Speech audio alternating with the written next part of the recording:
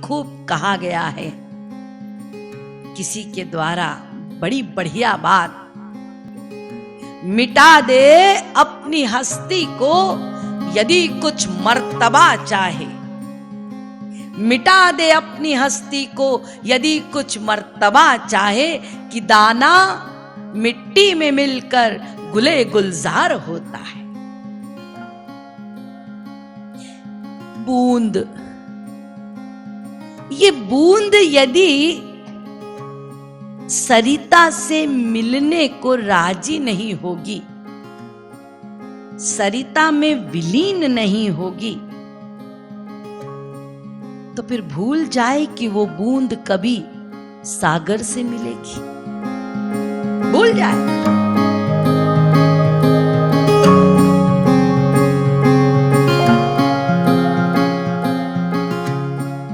यदि संत नहीं होंगे तो हमारा कल्याण नहीं हो सकता। इसलिए अवतार काल में भी श्री कृष्ण या श्री राम कितनों का उद्धार कर पाए, कितनों का, इक्के दुक्के। परंतु जब संत आते हैं धरा पर, अवतारी पुरुष आते हैं जब इस वसुंधरा पर, तो संपूर्ण वसुंधरा पवित्र हो जाती है। ऐसे विशुद्ध संत के दर्शन मात्र से ये कलुषित चित्त पावन हो जाता है। इतना प्रभाव होता है विशुद्ध संत का। शीघ्रता से बात बनती है जीवों की, आध्यात्म पथ की। गुरु और शिष्य या अनुयायी का जो नाता है, एक दूसरे से संबंध है, जो वो समर्पण के आधार पर टिका है। उसका आधार है समर्पण।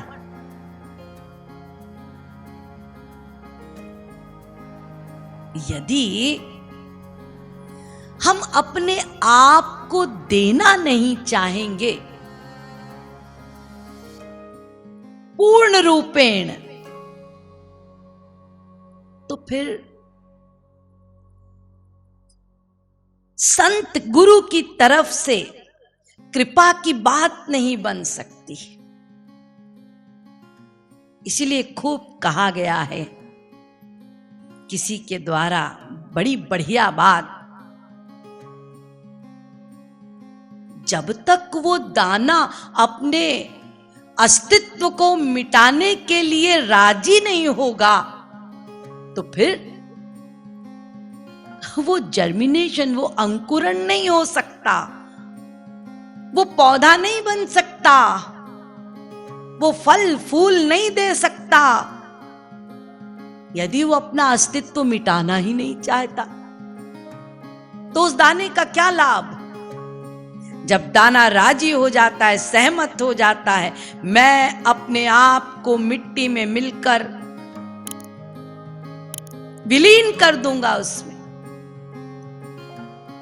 तब फिर अंकुरण होता है, पौधा होता है, फल फूल होते हैं, और वही एक दाना कई दाने बनाने की सामर्थ्य रखता है। फिर उस एक दाने से, उस एक बीज से कई बीज हो जाते हैं। तो समर्पण, अपने अस्तित्व को मिटाने के लिए राजी होना होगा यदि आप गुरु की कृपा चाहते हैं।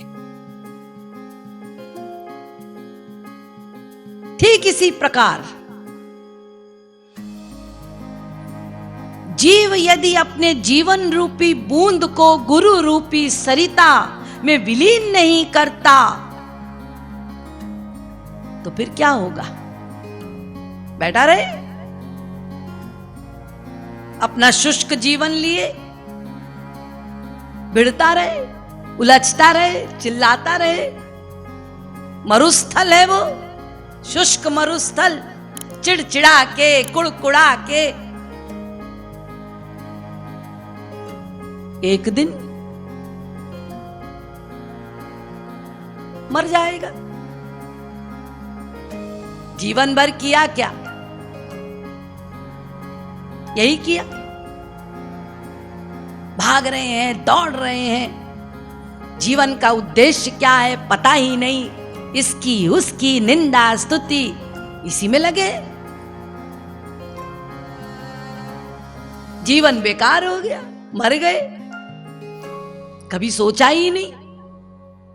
लेकिन यदि बूंद गुरु रूपी सरिता से मिलने हेतु राजी हो जाए, ये जीव का जीवन रूपी बूंद यदि गुरु रूपी सरिता में विलीन होगा, तो एक दिन वो सरिता रूपी गुरु उसे परमात्म सागर से मिला देगा।